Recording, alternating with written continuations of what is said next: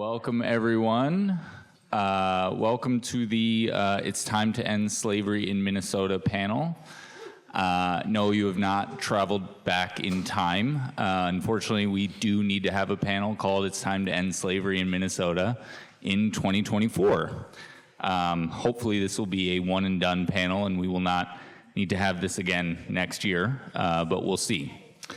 I'm Aaron Rosenthal. I'm the Research Director for North Star Policy Action. We are a think tank focused on workers' issues in Minnesota. In this case, thinking about particularly incarcerated workers. And I am going to ask each of my fellow panelists here to introduce themselves and say a little bit about their own connection to this campaign to end slavery in Minnesota. Hey, can everybody hear me? Is this working? Yeah? Cool. Okay. Yeah. All right. This good? Okay. Hi, I'm Peter Mayer. I am with the End Prison Slavery campaign, and I also work as a data analyst and policy researcher for Forward US. So we're a national nonprofit that does criminal justice reform and immigration reform. I work on the criminal justice team, and we work on policies to safely reduce the incarcerated population in specific states across the country. But I'm also from this area and live in St. Paul, so I'm here helping with this bill. My name is Max. I am with the End Slavery campaign. I'm co-chair. What I do is community outreach, and we plan events approaching, dealing with the campaign of End Slavery. I'm with IWOC. We've been doing this for quite some time now, but right now I'm just rocking and rolling with the campaign. So. Hi, my name is Ernst. I am formerly incarcerated. I am a former addict in recovery, and also helping out with this campaign and any other campaign that comes along that will help kind of people like me, people that are coming out of the system and need to have that fair shake and have equity within the system. So. My name is Chauntyll Allen. Is this mic on? No mic? Can you hear me though? Yeah. I ain't see people in the back say yeah. All right. I just want to make sure you can hear me. So I'm Chauntyll Allen. I'm one of the co-founders of Black Lives Matter Twin Cities. I'm also on the St. Paul School Board, and I am on the board to end the school to prison pipeline. So that's the gist. All right. Well, thank you all. So the idea here is that we're going to sort of have a conversation up here as panelists for a little while, and then open it up to questions from all of you. And so I want to start, Chauntyll, with you, if I can, and just ask if you can give us a little bit of an introduction to the campaign to end slavery, what it's trying to accomplish, and what it's all about. Yeah. So how many of you knew that slavery existed still in the United States? Good, this is a great crowd. Often I say that, and like 5 people go, yeah, I think I knew, right? So we know that it is directly connected to our Constitution, specifically the federal 13th Amendment that bans slavery and involuntary servitude except for conviction of a penal crime. Well, there's other states that also adopted that language. Minnesota is one of those. You wonder why? Like, we didn't have slavery. Well, we had legal slavery, though. After the Dred Scott decision, they said, we're not going to just be able to bring slaves to Minnesota and then they'll be able to fight for their own freedom. And they were like, yeah, no, we don't want that. I know it sounds crazy because the Civil War, the way they teach it to us, is that the Civil War was set up so that the North was fighting against slavery. But actually, the North was actually for slavery. They were fighting against something else. So y'all dig deeper on that history piece and figure that out. But the reality is that Minnesota did adopt the language. There's 8 other states in the United States that have eliminated just the exception out of the Constitution. Alabama and Tennessee are 2 of them. So how's that make y'all feel? Wow. Are we progressive or are we progressive? I don't know what's going on. when you're behind Alabama, it don't feel very progressive. I can tell you that. This group, these organizers, of course, we wanted to take it a step a little bit further and not just eliminate the exception out of the Constitution, but actually change the worker status from slave to worker. Because technically, if you get a felony, you are a slave in the United States. So we're walking amongst a bunch of slaves that can't get housing, can't get financial aid, they can't get any kind of services that everyone else can get. Why? Because they're only 3/5 of a man. Now that hit home when I said that, huh? Because you were like, wait, what? No, yeah. They can't argue their own conditions, which is why we have asbestos, we have horrible health care, we got brown water coming out of the faucets in Stillwater, and no matter how many times activists go and do press conferences about it, protest, we protest from the inside to the outside, guess what? There's still brown water at Stillwater. Why? Because they're only 3/5 of a man, and the DOC doesn't have to do anything different. So until we start to change the very fabric of this country, which is our Constitution, it is the very fabric of this country, there will always be systems that will target and oppress people down to slavery. And I keep thinking about this situation because slavery in the United States, we all know, was a lot different than slavery throughout the rest of the world. It was way more brutal. It was way more physically brutal and psychologically brutal. And when we think about those same brutal and psychological things, right, they're applied to our prison system right now. The conditions, the amount of money that they're paid. They don't get to have their name. They don't have health care that is adequate. They're not even really being rehabilitated in those spaces. Why? Because that system was set up to enslave people, not really rehabilitate people. Yeah. Now, there's countries all over the world that have, systems that are set up to help rehabilitate people when they make mistakes.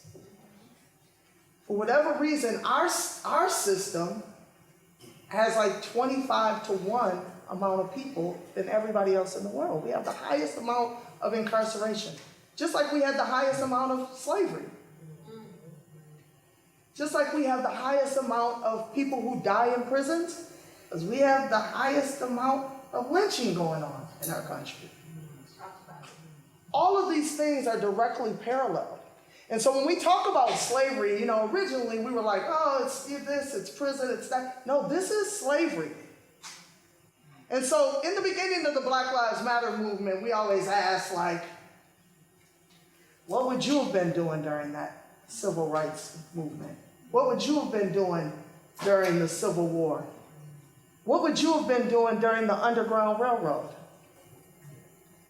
We don't have to think back to what we were going to be doing. We can think about what we're doing right now. What are we doing right now? Because we still have a huge system set up right now to oppress and put people into slavery. And so that's the foundation of where we're going with this. Thanks, Chauntyll, and really great historical grounding there, and then thinking about how that connects to what's going on today. And so, Aaron, I want to turn to you and think a little bit about the human impact of what we're talking about. Chauntyll started to get at that with the brown water and Stillwater, but I guess, can you tell us a little bit about how you see the conditions facing incarcerated workers being impacted by the fact that slavery can be used as a punishment for a crime in Minnesota? Yeah, so being incarcerated is the beginning of the rest of your life. It's the end of arrested behavior, but it's the beginning of this new chapter. And it can be a great new chapter, or it can be the same old, or it can even be worse. And we all know that. They think that putting negative plus, corralling a bunch of negative together is somehow going to make a positive. I don't know where that logic works, but it doesn't work in the prison system. So things have to change. And if I didn't have the skills to stay out when I came in, and I don't get them while I'm there, I'm just coming back and back and back and back and back and back.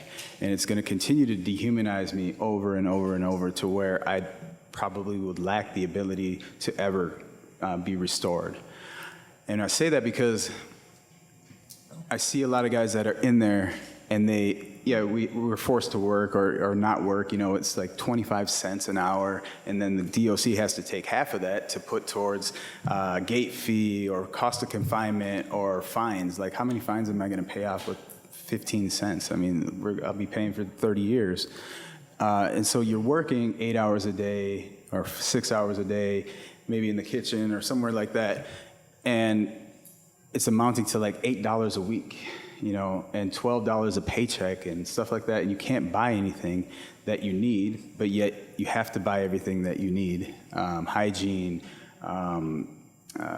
toothpaste, all that stuff you have to purchase from the DOC. So they pay you only to take the money back from you. Families sending in money, that gets cut, 20%, they take that.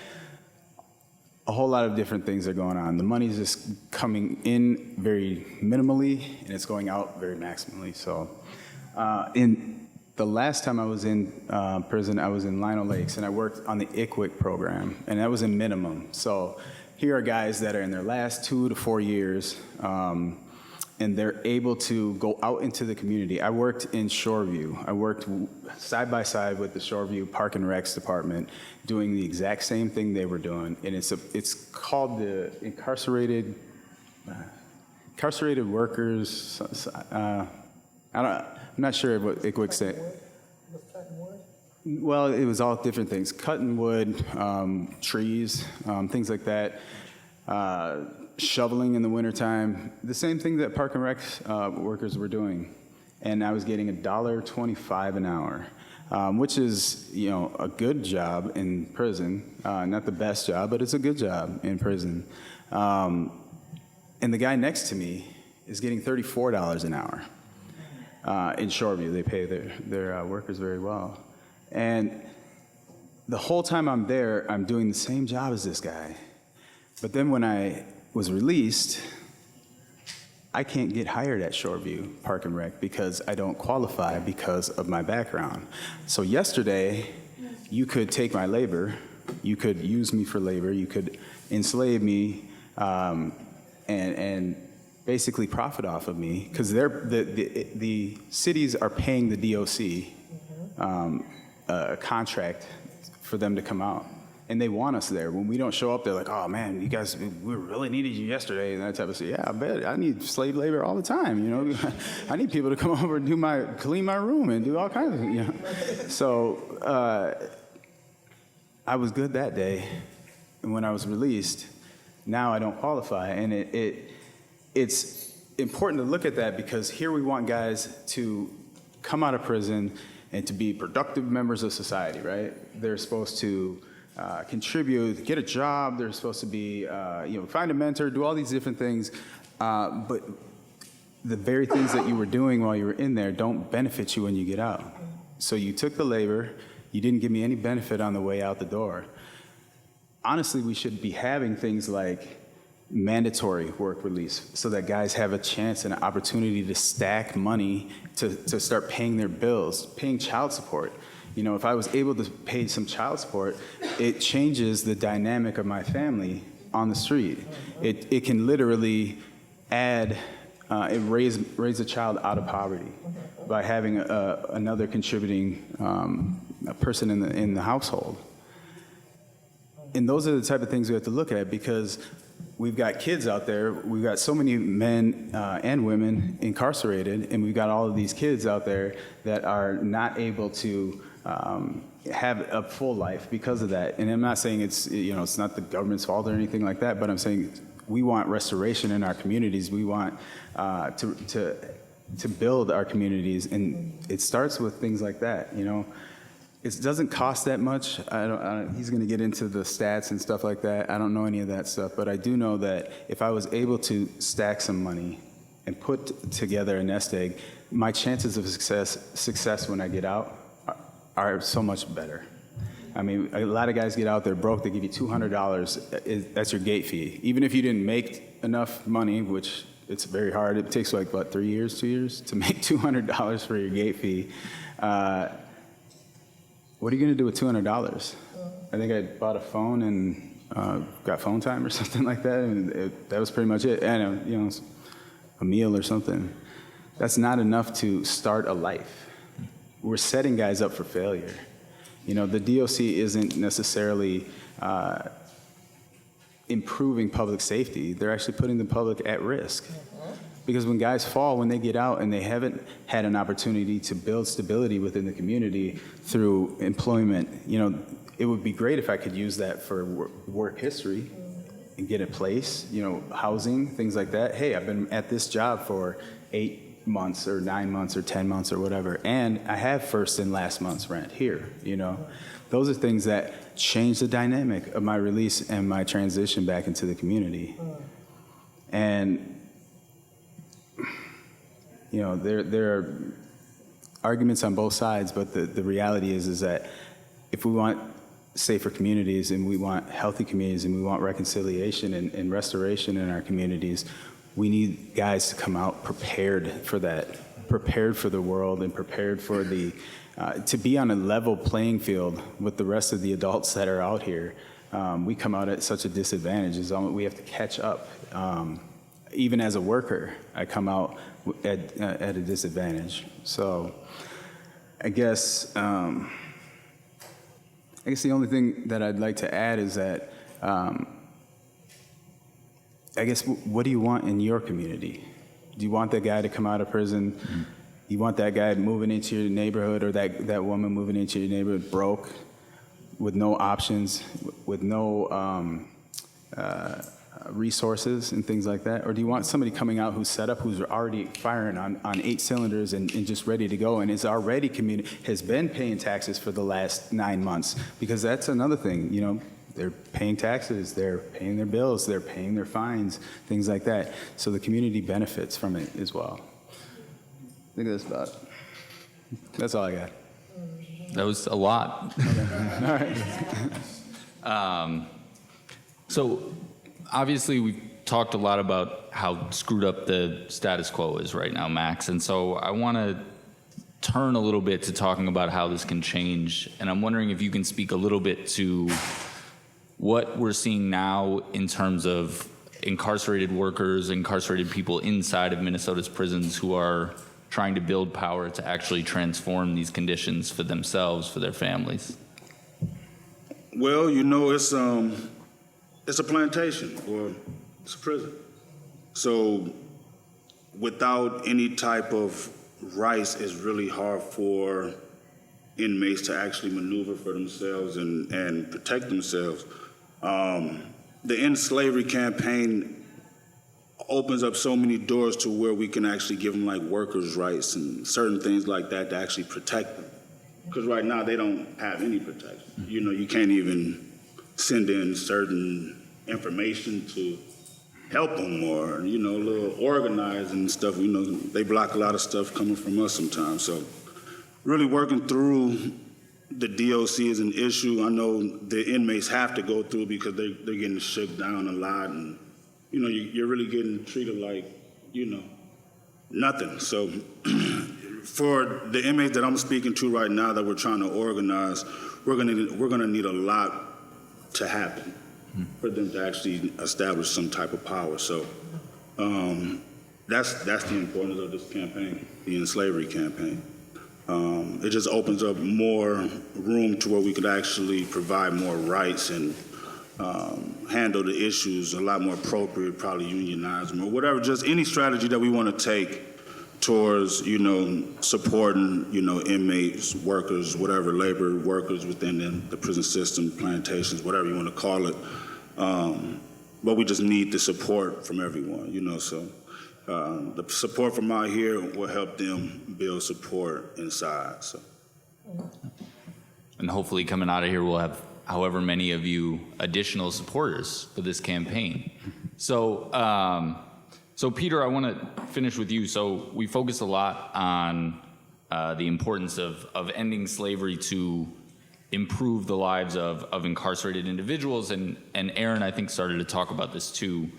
But you've looked into research showing how a move to end slavery and also sort of broader criminal justice reforms can have a benefit for Minnesota's economy, for Minnesota's public safety.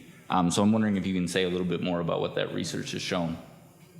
Yeah, absolutely. So, I think we've heard some really powerful human stories here, but what my job is to look at the data and see what's the impact of these kind of things, right, on a dollar and cents level, because we still need that argument just to back up those human arguments, right? And what we know is that incarceration is a huge drag on the economy in general, right? When people are incarcerated, communities lose contributors, families lose a person with a job, future employment and income is weakened forever in most cases. And this leads to reduced economic growth. It leads to more reliance on public assistance programs. It's just a drag on the state and the country at large in general. And this is a massive problem, right? I mean, this is a problem that touches everyone, really, because on a national scale, 1 in 2 people have had a family member incarcerated for at least a night in jail or prison. 1 in 7 has had a family member incarcerated for at least 1 year, and 1 in 34 has had a family member incarcerated for at least 10 years. 1 in 34. So the national cost has been estimated of all this reduction in employment due to incarceration and criminal convictions at $372 billion annually in the US. Now, we know that income potential is cut by a little over 50% due to a prison sentence when a person gets out. The likelihood of getting a callback or a job offer is reduced by around 50%. And it's a little bit less for somebody who hasn't had an incarceration sentence, but it's also true for somebody who has a felony conviction or a misdemeanor conviction and hasn't had an incarceration sentence. I think it's 22% for felony convictions and something like around 15% for misdemeanors. And again, this is a huge thing, right? 71 million Americans, including myself, have criminal records. This is it's something that touches everyone, and then the effects radiate out into the prosperity of our state. Now, the flip side of that is that we know that criminal justice reforms like ending prison slavery and other reforms that reduce incarceration safely can help encourage economic prosperity. Now, in the last 15 years, since the peak of mass incarceration in 2009, we have made a large amount of progress. That's not to say, like, pat ourselves on the back, the job is done, but it is to show that it can be done, right? Because we are doing it. And that's billions more that's been added to the economy, because we've seen almost 1 million new admissions to prison avoided to compare to what would have happened if the 2009 status quo had kept going. And getting more specific to prison slavery, we've seen there's a cost-benefit analysis, massive paper that was done looking at the effects of ending prison slavery and paying incarcerated workers. And it found that for every dollar spent on incarcerated worker wage, the state reaps $2 to $3 in benefits, right? That's benefits in decreased recidivism, increased tax revenue, money for families of incarcerated people, restitution, and higher wages when people get out. And at a national level, luckily we see these kinds of policies passing in red states, blue states, and purple states. This is a bipartisan thing that everybody can get behind. And when we do that and we shorten sentences, we increase diversion, we end prison slavery, these policies have a real impact both on public safety and the economy. They help people return to their communities with skills and opportunities, and they reduce recidivism and they strengthen the workforce. Great. Thank you so much. So thanks to all of the panelists for those opening remarks, and I'm going to turn it over to you all for questions and a conversation here in a second. I just want to quickly take this opportunity to say why I'm here with a union-backed think tank, which is really to start with the idea that treating workers inside of prisons, failing to provide worker protections, is not just a failure of the state. It's a failure for anybody who claims to advocate for the plight of working people in the state of Minnesota, and that includes organized labor. So we need to start thinking about how connections can be created between incarcerated workers and unions in this state. And some of that comes down to the simple fact that we have seen union density in the state of Minnesota decline substantially. So in the early 1980s, roughly a quarter, 1 in 4 workers in the state of Minnesota were members of unions. Today it's closer to 1 in 10, right? And we know what that means. We have watched as union density has fallen in Minnesota and in this country, we've watched inequality rise in tandem with it. So what are the models that can be created to change? Well, we have some of them in place. Actually, we have one in Hennepin County, the Productive Day program, that provides union-approved curriculum and training to individuals who are incarcerated in the state of Minnesota, so that when those individuals get out of prison, they can then take a union job on that first day, right? The issue is that that program services 24 people per year, right? So we need to start thinking about how to scale up opportunities like that. Now, again, the good news here is there are models. There's a model in Washington that does something similar. There's a model in Sacramento that does something similar.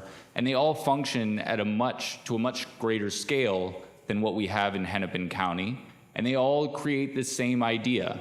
How can training be provided, skills be provided while individuals are incarcerated that allows them to take union jobs on that first day outside? The other thing that I think we should start thinking about, and I think Max started to talk about this as well, is if we see an end to slavery in Minnesota, such that individuals who are incarcerated are no longer understood as slaves, but understood as workers, that opens up collective bargaining rights for those individuals, and we can start thinking about unions among incarcerated workers, right? Now, we're already, again, seeing models like this in terms of worker cooperatives that exist primarily in other countries. Argentina, Italy, not another country, but Puerto Rico, all have these kind of worker cooperatives that exist among incarcerated workers and provide a space for thinking about how incarcerated workers can come together and collectively bargain for better conditions, better pay. Now, the bottom line here is that we're talking about wins across the board. So we're talking about individuals who, while they're inside, are gaining better skills. Once they get out, have jobs that are going to pay them better, that will lead to better economic output, as Peter was talking about, better public safety, right? And also help us to build political power among a working class to fight back against an increasingly dominant billionaire class in the United States. So with that, I want to turn it over to all of you for questions and comments and a conversation. Hi, I'm Deanna Pistono with MinPost. I spoke with most of you aside from Sal. Hello, good to meet you. Actually, this question is, I believe, in reference to something that Sal had said, but anybody can answer as they feel free. Specifically, since Alabama was mentioned, I understand that they amended their constitution to remove that language, but I've also seen some things from the Marshall Project indicating that it's mostly been a symbolic, rather empty gesture. Yeah. How do we go about this in such a way in Minnesota where it's not an empty gesture? Yeah, so I think that that's why the language is important in this particular bill, that reclassifies the worker from slave to worker. And if you want to look up what's happening also in Colorado, there's just like this litigation that's happening where they're saying that you can't force us to work, but we all know that people need to work. People need to do something, right? We want people to work. We want people to gain skills. We just don't want them to be paid 25 cents an hour or 50 cents an hour, inadequately, I should say, while doing it. We hope that this movement will move towards everyone having a job at an adequate minimum wage, so that they can provide the resources they need for their families, and that they can put those dollars aside so when they leave out, they have something to stand on. Thank you, Ms. Allen. Well, anything else? No, I don't know. No, it's kind of funny. I'm formerly incarcerated too. First 5 years when I did Stillwater back in the 80s. And I did 38 and a half coming over from that other state across the border, Wisconsin. So, but the first through 5, I actually was in Stillwater, and ironically, I hear you talking now, and the conditions were so different then, because we were volunteering to come over here specifically because we were getting a lot higher pay. And things like that. I worked for the newspaper, and I was getting $2.75 an hour working for an institution job. Oh, wow. And they were getting $1 an hour working in the kitchen back then. And then politics. And I think that's one of the issues that we have here is the political changes that we have. And you were talking about that $1.25 that you get. The state, a lot of people, I was hoping you kind of followed up. The state gets the other $32 for those jobs. They contract with these employers, and the state gets that extra money. So, somebody said that's corruption, but it is. Another irony about the state of Minnesota is that in this state I can vote. I'm a lifer in Wisconsin. In that state, if I were to vote in this state, I could get parole violated, and I could probably die in prison. So that you get these, there's a bunch of strange laws. Wait, say that again? Could you say that again? If you vote in this state? If I vote in this state, I can get a be parole violated in the violation state of Wisconsin because I'm a dual parolee. Gotcha. So if I were to vote in this state, I could actually get arrested, be taken back. Wisconsin could order my arrest, bring me back to Wisconsin. Wow. And I could technically die in prison in Wisconsin because I took a constitutional right that's available to men and women in this state. Interesting. So that's when you're looking at all these types of things. There's layers upon layers upon layers upon layers upon layers, and unions are great. I did 2.5 years in Supermax for suggesting that same thing in the state of Wisconsin. I'll be careful what I say from up here. So just to comment on that, so in Arizona, comparatively speaking to Minnesota, it's 12 and 15 cents is where they start at, and they go up from there. So it really just depends, and I think the conditions there were a lot worse. I ended up doing time there too. The other thing you were talking about, the ICWIC, there's some states that have where you can work in the farm or whatever outside, and then they actually, I was talking to David about this in Arizona right now, they have Hickman's Farms where you work as a minimum, you can work there or at this lumber place, and you're paid like $4 to $5 an hour, so it's a little bit better than here. You stack that money up a little bit, and then they actually hire you, so the day you're released, you now switch to a different type of employee. So it's kind of like what we'd like to see, or what I'd like to see here in the state of Minnesota. Also, I mean, it can be abused, but then they also have housing for them, which can also be abused if it becomes some type of indentured servitude type thing. But so they have housing, they have the job, and they're automatically the day they're released, And so something like that, I would definitely be looking for more things here in Minnesota. I also want to point out that it's not just the DOC that's profiting off of this with low wages. There are big corporations that are profiting, like Cargill, General Mills. University of Minnesota actually just canceled their contract last spring that they had with MNCOR. All of those big, I hate to bust y'all's bubble or balloon, but all those big shiny balloons that are so fun at birthday parties, and those are made by prison labor. And when you think about they're making those for, even if they're getting $125 an hour, how much is that company making off of that labor, right? And so we can talk about what the DOC is coming up on, but let's really talk about like these big corporations who are profiting and moving forward. I also didn't talk about how the school to prison pipeline is tied to that, because when you think about big corporations, that's that. So there's one side where the teachers invest in their teachers' pensions are invested in privatized prisons.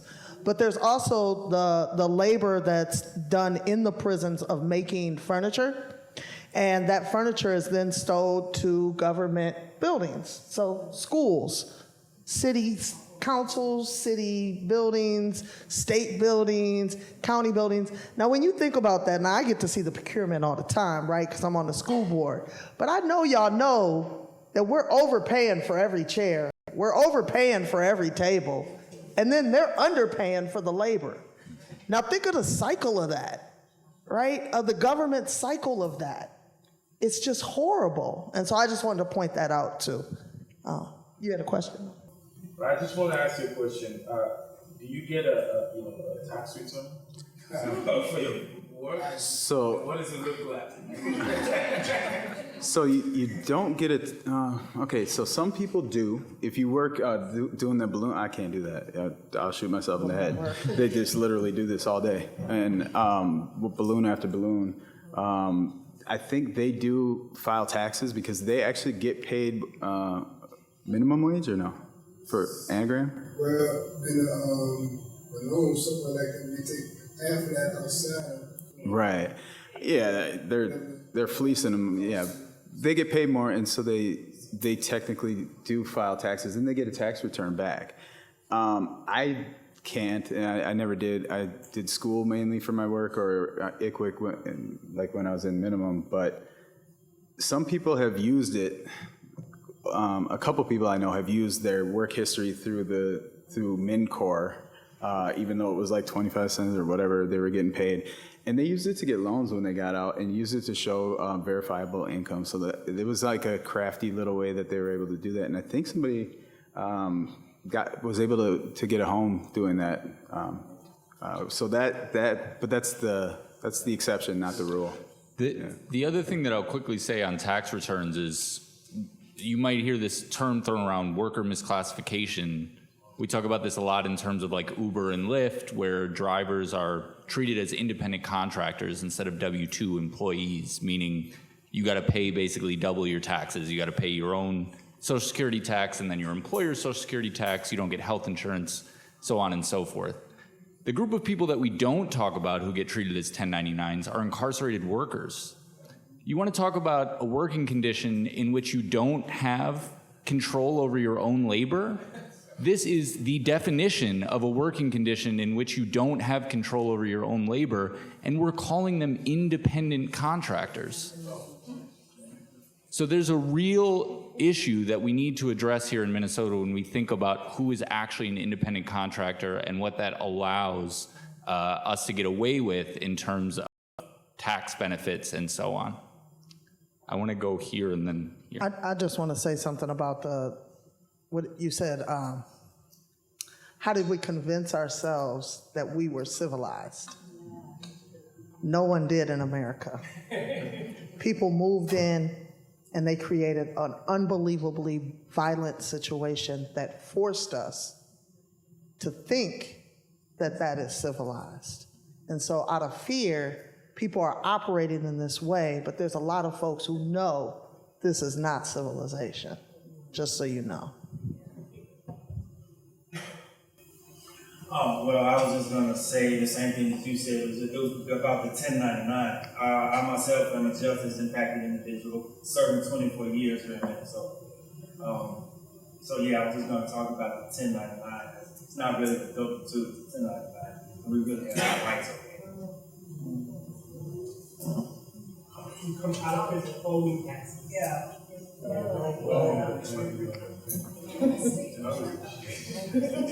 I was just gonna share that, like, connected to all of this is also the emotional, social, and psychological impacts that it could have. My brother was incarcerated, and when he got out, he really had dreams and he had passions and things he wanted to pursue, but he couldn't get a place to live.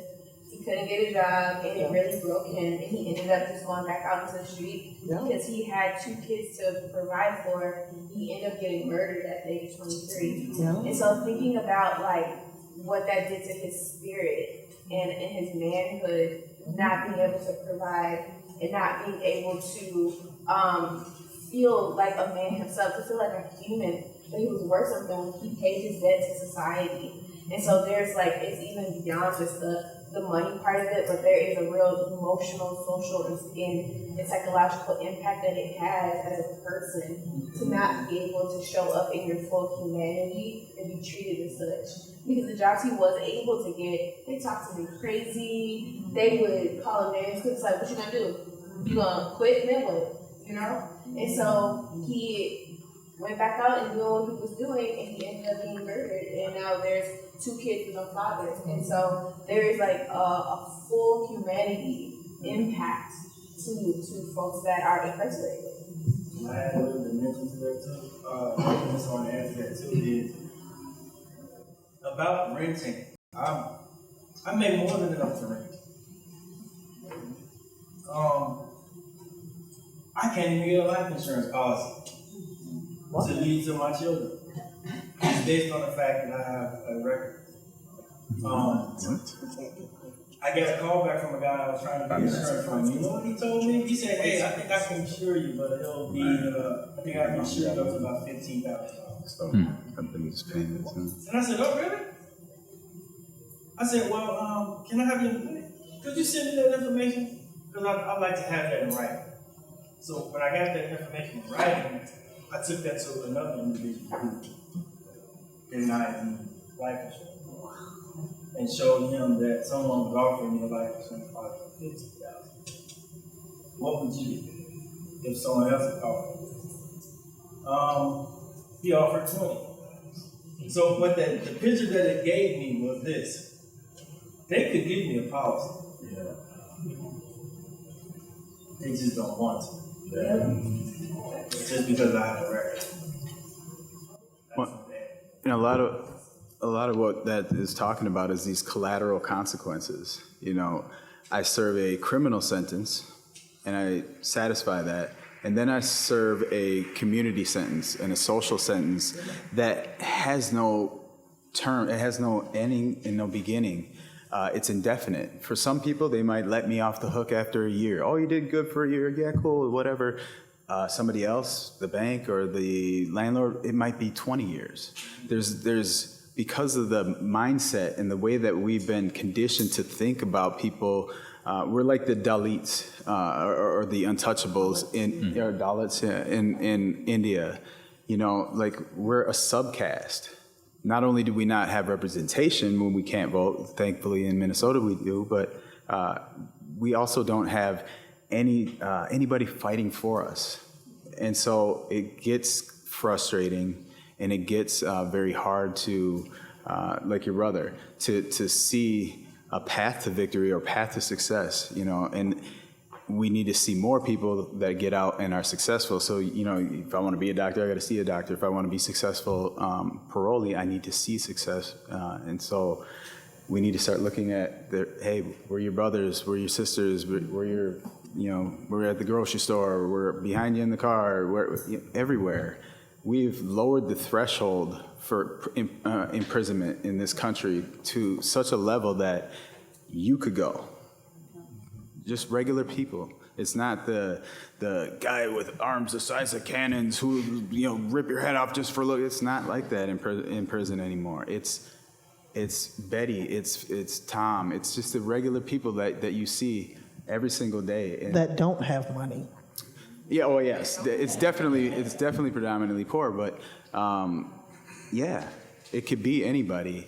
It's not just the rotten hardcore guys anymore. So we keep lowering that threshold and we keep increasing the number of people that have felonies, that have prison sentences in their past history. But yet, when they come out, we're still not understanding that, hey, man, it's like everybody. And as a matter of fact, I like Emily Baxter's book, you know, like all y'all committing felonies. Every single person in here, y'all committing crimes every day. You know what I'm saying? And we're all criminals because there's so many laws and the threshold is so low. So. Yeah. Have you guys, how many people have seen or read, cast, or seen the movie Origin? If you have not, please go watch it, because I did a whole lot of Black Lives Matter fighting, right? And I was blown by what's happening in India. And as an activist, I was ready to fly over there, start shutting down freeways and see what we could do about the Dalits, right? So, I mean, but the comparison in the way that she's able to align that with what's happening here in America is really important, and he brought that up. And so I just wanted to make sure that you guys either know that reference. If you don't, get to know it, because it's happening across the world I'll just say it's happening across the world right now. What's it called? So it's either, the movie is Origin, the book is called Cast. And if I could just add to that, when we're talking about collateral consequences, I think often what comes up in the political conversation is there's this false dichotomy between public safety and reform, right? That we can have one or the other. But the truth is we can have safety and justice together. In fact, they go hand in hand. Yeah. The truth is that the more that we help people meet their needs, the less we have issues of crime. I mean, public safety strategies such as expanding Medicaid, summer youth job programs, housing improvement, job training for people for reentry, all of them have been shown to make significant reductions in arrests, in violent crime, in recidivism. And these are well done academic studies that are showing us very clearly something that we already know, which is when people have their needs help met, you can make areas more safe. So 1, 2, 3, and 4, I think. Yeah, my question was kind of answered in a way with your last statement, but I guess my question was, and it's okay if it can't be answered because I know that there's conversations that are happening undercover all the time. But I guess my big point was, what are the conversations that are kind of happening, and maybe you guys know about this, to reframe mindsets as well? Because I could put in an application and I don't have a record that anybody knows about at least. I don't have a record and I could just be a black man applying for a job and I may not get that job because I'm circled that I'm African American. Yes. And we're in this time period where now on every application you're seeing is, well, and I've helped my brother try to apply for a job after he got out. So I know for a fact every time he puts yes on there that he's been incarcerated, it may just be that he just placed that on his record. He has multiple jobs that he's held for more than 5 years on occasion and things like that. But as long as he has that on his application, they're not even going to consider it. So we can have this conversation about, minimum wage being equal and stuff like that, but how do we reframe the mindsets about people and how they view incarcerated individuals and how do we kind of change that conversation? I would hope that this campaign to end slavery would start that process. I would hope that, because I think a lot of people recognize incarceration, but do they recognize it as a form of slavery in our country? And I think that that's what this is going to do, and I hope that it's going to lead towards banning the box, and banning the box for housing, banning the box for jobs, you know what I'm saying, so that we don't have to check a box anymore. Honestly, though, with or without that, I'm ready to ban the box anyway, because look at our president, right? If you can be president, why wouldn't we ban the box at McDonald's or wherever, you know what I mean, whatever jobs people want to go to. It's time to ban the box. That's a whole nother campaign. I ain't want to go there, but I'm hoping that this campaign would lead to that. Anybody else wants to say? And also just, it starts in our homes. It starts in the way that we start to view and love and respect and accept and embrace everybody around us, regardless of how much money they got, what kind of car they're driving, what their status is. We've become so status driven that I can't respect you unless you have this or have that and I can't be respected unless I have the, and I've fallen victim to it, and a lot of guys coming out fall victim to it. I need to be here, or that, you know what I mean? I need to be somewhere, I'm behind. I need to catch up with everybody I went to high school with. I didn't see anybody I went to high school with in prison. I'm the only fuck. But so it's like I am always racing to catch up to that status of where I should be at my age, in my education, in my upbringing. I should be X, Y, and Z.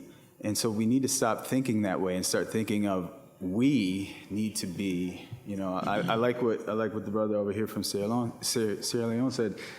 That what do we do to help you? That Ubuntu type of community thinking, that's where I think it starts too. And hopefully it catches like a wildfire, like Pay It Forward or some goofy movie. The other thing, oh, sorry. Go ahead. Okay. The other thing I would say is like, it's important the words we use, which you'll see I left you guys some stickers on some here, but this is for our business community. Part of our organization, we do people first language guides in general for like journalists and others, and that's not using words like felon that are dehumanizing, but saying people with a felony conviction and things like that. So for the business community, we have these where, you know, we got words like felon, criminal, convict crossed out. We say applicant, employee, teammate. We go to like different places where employers are meeting and having conversations about the workforce issues in their state, and we try to explain to them about not just these things, but there's other well-shown research from like the Society of Human Resources that shows that, you know, people with convictions are excellent employees, right? I mean, of course they are. So I think, you know, part of it is the language we use, but it's also, it's normalizing this like fair chance hiring and things like that, and making sure that we see the value in bringing in everybody from our community and not just dismissing people outright. Yeah, and I also believe it right now in our society, we're like desensitized a little bit, and we react off of what we see others doing instead of having like compassion and humanity, you know, and knowing that, you know, individuals that are locked up could be your family, it could be your son, it could be your cousin, it could be anybody next to you. I mean, the laws, like they say, are so sensitive, you could easily fall into a trap. So just having a fair understanding that that's just a place that we place people when they break laws, not saying that you're a tiger, you know, we need to lock you in the zoo and, you know, throw you some meat, you know what I mean? Like, these are family members. These are people that are just like me and you. I think we need to change the way we really think about individuals, you know, that are locked up and just learn not to react, you know, so hastily and not let the society get to you so hastily, you know, because we react sometimes off of what we see our neighbor do or where we see society headed, and we judge so hard to where it'll cloud your judgment on just what reality is and then how easy it is to slip sometimes, you know. So system isn't really built to build you up, it's meant to hold you down. So sometimes you gotta, you know, show your resilience and show that you're a hard person to knock down. And I think that's what prison is. I think that's what wages are. I think that's just the way society is built. It's just a tough society we gotta navigate through. But I think as long as we unify with each other, it makes it a lot more easier and it gives us a lot more support. So not you know, throwing, you know, people that are locked up away and rechanging our mind state to where we're not acting as an executioner or animal tamers or something like that and pointing fingers, you know, but realizing that could be your children out there, your family. So, yeah. I do have an assignment that I pass out at the end of these panels for everyone in the room. We've got a holiday coming up real soon. And I just recently did a HBCU tour, and we went to the Berkeley plantation with the young people, where they claimed that they had the first Thanksgiving there. Maybe they did, maybe they didn't. But it really got me thinking about, like, how did that go down? Were they just having a good time there? Probably not, because this was the plantation where the Declaration of Independence was signed. William Harrison was there. Benedict Arnold had spent time on this plantation. We're talking about a lot of people that were influential to the start of this country. I guarantee you, at their Thanksgiving table, they were having discussions about how they wanted to shape their country, how they wanted to build that area up, what they wanted to conquer and what they didn't want to conquer. And so as much as I know y'all just want to drink wine and be merry, in 2024, I'm asking that you start to have these conversations at your Thanksgiving table, because people are coming from far and wide. You get your rural cousins in, get your cousins from the south side and the north side and the east side of St. Paul. Everybody is at the table. And this isn't going to just happen with a bunch of activists, you know, changing legislation. We actually have to go to a ballot. And this is going to become a ballot initiative. Now, I know y'all seen how much of the state was red. We won, we got blue. But when everybody looked at that map and wanted to see who's voting what, where, and why. And we saw a good chunk of this state is full of red. So there's a lot of conversations that are gonna have to be had between now and 2026 when this gets on the ballot. So I want you to have the conversation, but not just that, I want you to ask them to go back to their own spaces, their own rural towns, their own church communities, their own schools, their own PTAs, and start having those conversations with their own community too about what does this really mean, and do we want to have slavery in the state of Minnesota?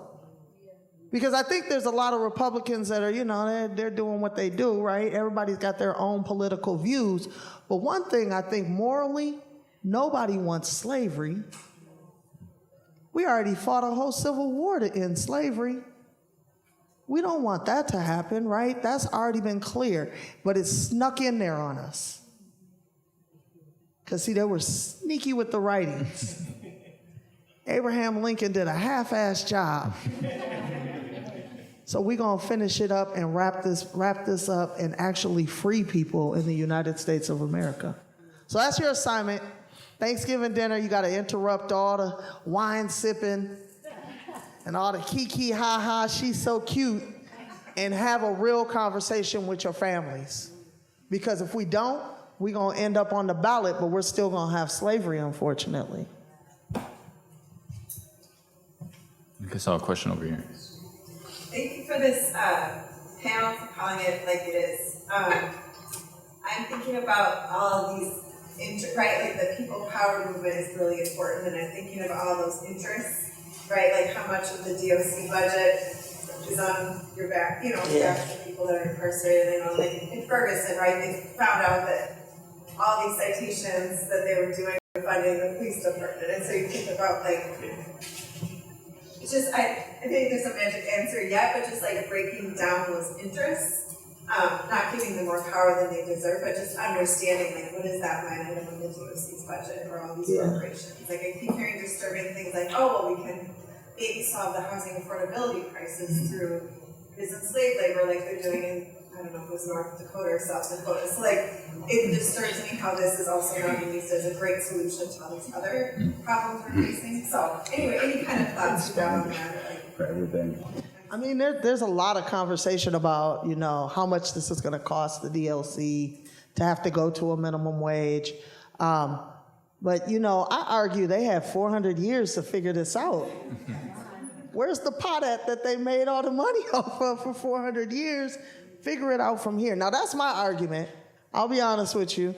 But our campaign is working hard at trying to collect up pledges around jobs that are willing to pay a minimum wage so we can get these corporations to pick up a chunk of this cost as we move forward. And so that's some of the things that we've been working on. I don't know if you want to speak more to that, Aaron. Not just it's your job to solve their budget, but more just understanding what's going on. I think it's also important to remember that it's penny wise and pound foolish, right? So yes, you might be able to employ cheap labor, but when those individuals don't have skills or the ability to gain jobs once they're back out and they end up back inside, then we're just spending money again, right? So this all has a cost.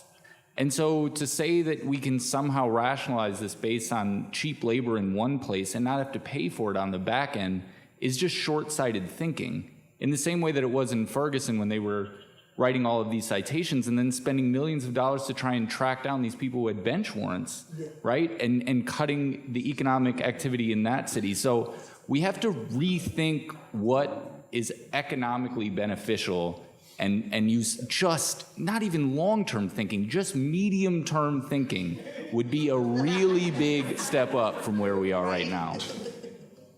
Also, I think I think we're at time. Thank you. Sure. So I work for the Minnesota Clemency Review Commission. We are the agency that helps people process urban applications to set aside somebody's criminal conviction or commutation applications if somebody is seeking to have a sentence reduced in some way. That organization, that agency is now separate from the DOC. It used to be part of them. So we are not an independent agency. It is meant to try and reduce some of those collateral consequences that can follow people for well beyond the end date of their sentence on paper. but obviously we can't harden our way out of this problem. So just We incarcerated our way into it. that this is a resource. It's the Tenancy Review Commission, so we take applications for folks who are looking to have criminal nutrition from their All right, thank you. Sorry, go ahead. No, I was just saying that's nice. As a formerly incarcerated individual myself, I had my record pardoned in 2017, so I appreciate that work. Thank you, everyone. I was told people should fill out these QR code surveys that are on their tables. I'm doing my job, I think. Thank you. And otherwise, thanks to everybody for coming. Thank you, guys.